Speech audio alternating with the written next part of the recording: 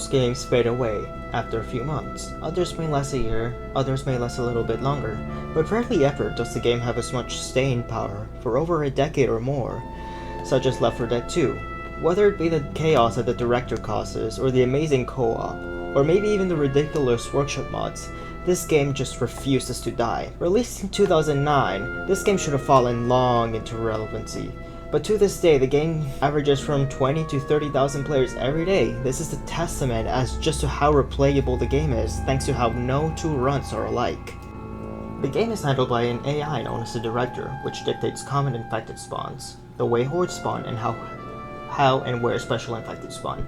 If the Director thinks things are too relaxed, boom, there's a tank now.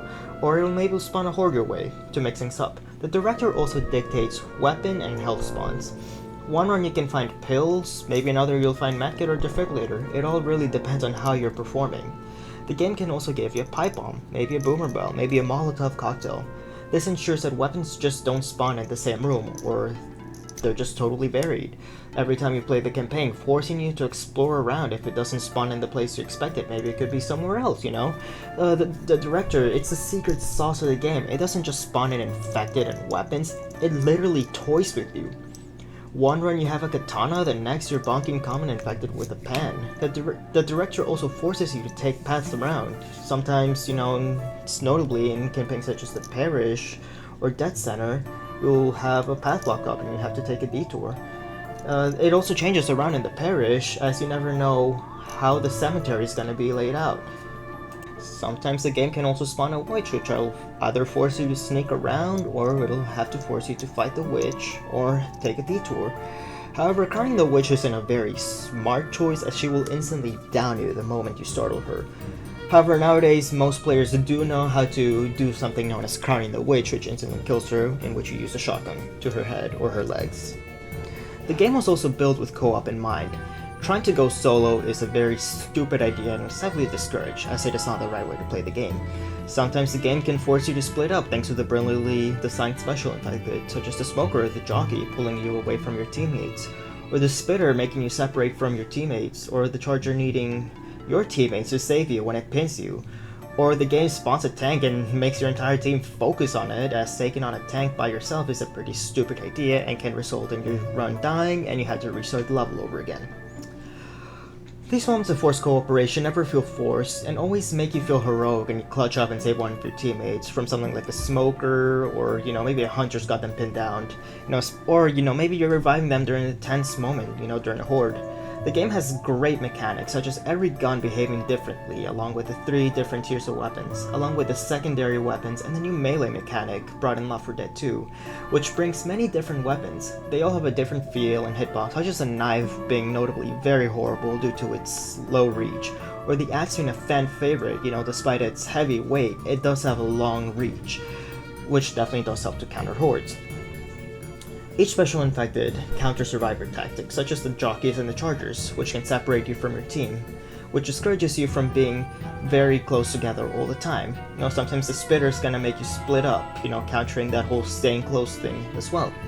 You know, or sometimes the smoker is gonna punish you for camping and pull you away from your teammates as well. The witch punishes you for being careless of your surroundings, and tanks make sure that you're always prepared for them. The game builds a perfect atmosphere, not only in how the environment looks, such as burning cities, environments during the nighttime, or maybe a sunrise to symbolize light at the end of the tunnel, but also its main weapon, to build tension and fear using sounds and music. The witch's crying puts you on high alert. Or the tank music.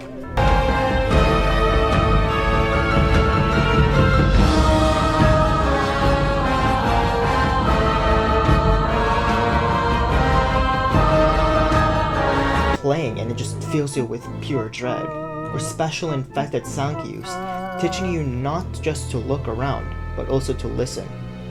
The music helps build tension, such as horde themes. The first game only uses the same horde theme throughout the game.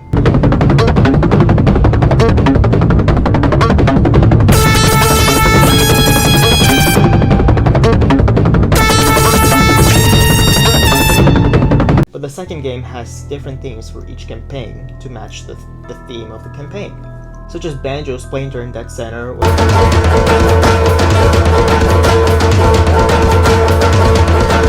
yet tense hard rain horde theme.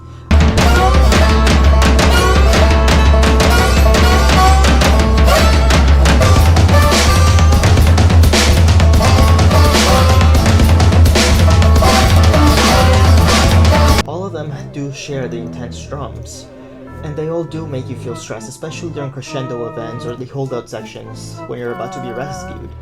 Now, you can't talk about tense music without mentioning the music that plays when the rescue vehicle arrives and it turns into every man for himself, especially when the screen turns black and white and you have to really get there before you die.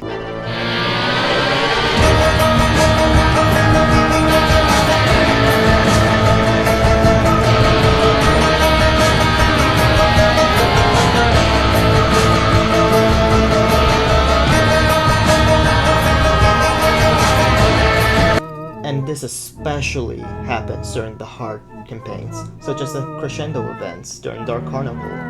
Notably, the ones where you had to run, the one where you had to run to the safe room, or you had to turn off the ride, or you had to disarm the alarm on the roller coaster. They're all memorable and they stick to you. It's a testament to how great the level design is. Or during the returning portion of Hard Rain, where the map floods and visibility is impaired, and the bombing runs in the parish are also very notable. Valve has long since stopped updating Left 4 Dead 2, but the fans don't care. They keep supporting the game through the Steam Workshop. Do you want to play as the Zenless Zone Zero cast and fight through a horde of Peter Griffin? You can do that! Thanks to the Steam Workshop, fans have been able to keep the game alive long after Valve dropped support. It lets fans make custom campaigns such as Back to School, Cold Front, or maybe even Daybreak, which are among some of the popular custom fan-made maps. They can also turn the game into something far beyond recognition, which is what I did myself, turning everyone into an anime or game character and turning the infected into memes such as Buff Steve, Peter Griffin, a job application, maybe even a chicken jockey or Walter White if I want to be funny. It also adds customizability to the game. It's helped, thanks to how easy mods are to install, just 2 clicks. Press on the mod, you just subscribe, and then boom, it's in your game.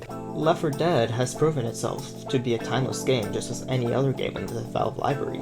This is a testament just to how talented and ahead of their time Valve was. But also, it's been hard for other games to top it, like Back 4 Blood or World War Z, just due to how flawed and limited those games were, despite having come at a later time. The game has also spawned things like challenge runs and speed runs, and not to mention the many different modes that people play every day. Some people want to play through campaigns, others like versus, or maybe some may like to play the game in realism or survival, The game isn't looked back fondly thanks to nostalgia. The game is looked back fondly thanks to its timeless design. It's that good. Not to mention, all 8 survivors have charming personalities and, their myriad of voice lines that to this day, people are hearing for the first time. Hey, good news! We're going down in this... I am not climbing into... screw it, let's go. Which one of you jackasses just beefed? Oops, sorry. No, especially the Left 4 Dead 2 gang being the more memorable of the groups. I mean, the Left 4 Dead 1 gang is also very memorable, but the Left 4 Dead 2 gang, it is very memorable, especially as to how the campaigns progress. That you see how they interact with each other, how they interact with the world. This is very notable during the Dead Center campaign when they don't know the names of the special infected, so they just call them different things. Left 4 Dead 2 is like the perfect game. A simple gameplay, infinite replayability, and to this day, not many games have come close to matching its perfect co-op gameplay. If you made it this far, feel free to comment, blah blah blah, you know the drill, but it tells me that I'm doing a good job, and it does make me happy, and it does give me the encouragement to, keep making these videos. So, what's your favorite campaign? What mode do you like playing? Or maybe if you have video ideas that I could use, feel free to leave them in the comments, and well, until next time, I'll see you later.